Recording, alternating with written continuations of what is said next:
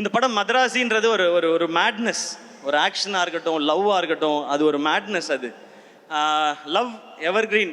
தியாகராஜ பாகவதர் காலத்தில் ஆரம்பித்து அனிருத் அவர்களுடைய காலம் வரைக்கும் லவ்ங்கிறது வந்து எப்போவுமே எவர்கிரீனாக இருக்கிறது. அந்த காலத்துலலாம் லவ் ரொம்ப நல்லா இருந்துச்சுப்பா. இந்த காலத்தில் இந்த ஜென்சி பசங்க லவ்வே சரியில்லைப்பா, அவனுங்க அப்படிலாம் கிடையவே கிடையாது.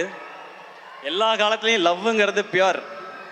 லவ் பண்ணுற பசங்களாகட்டும், லவ் பண்ணுற பொண்ணுங்களாகட்டும், உண்மையாக ஒரு பார்ட்னர் கிடைச்சிட்டா அவங்களுக்காக என்ன எக்ஸ்ட்ரீமுக்கும் போவாங்க, என்ன வேணாலும் செய்வாங்க. அப்படி அப்படி உண்மையாக ஒரு லவ் கிடைச்சா அந்த மாலதின்ற பொண்ணுக்காக ரகு என்ன எக்ஸ்ட்ரீம் வரைக்கும் போவான் அந்த பொண்ணுக்காக அப்படின்றது தான் இதனுடைய ரொம்ப கோர் தாட். கதையை ஒன்றும் ரொம்ப சொல்ல இல்லை சார். ஸோ அதான் சொல்லிட்டேன், அப்புறம் என்னன்றீங்களா சார்? இல்லை ஓகே சார், அவ்வளோட நிறுத்திக்கிறேன் சார். நான் அதுக்கு ஒரு கேரக்டர் வேணும்போது சார் சொன்னாங்க ருக்மிணி இந்த ரோலை பண்ணுறாங்க அப்படின்னு சொன்னாங்க. ஏன்னா அந்த லவ்ன்றது அந்த அந்த அந்த ஹீரோயினையோ அந்த பொண்ணையோ நமக்கு ரொம்ப பிடிக்கணும். ஏன்னா ரியல் லைஃப்பில் பார்த்தீங்கன்னா ஒரு பையன் தான் ஹீரோவாக உணர்றதே ஒரு பொண்ணு அந்த பையனை திரும்பி பார்க்கும்போது தான். அந்த பொண்ணு அவனை லவ் பண்ணும்போது தான் அவன் தான் ஒரு ஹீரோன்னு நினச்சி இருப்பான் அவன். அதுவும் ஒரு பொண்ணு காலத்துக்கும் நான் உன் கூடயே வரேன்னு கையை பிடிச்சிட்டான்னா அவன் சூப்பர் ஹீரோ தான் அது.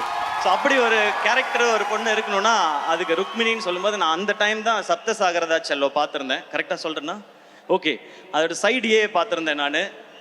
அப்புறம் இவங்க அந்த கேரக்டருக்கு ரொம்ப நல்லா இருப்பாங்க. இந்த படம் பார்க்குற எல்லாருக்கும் மாலதியை ரொம்ப பிடிக்கும்.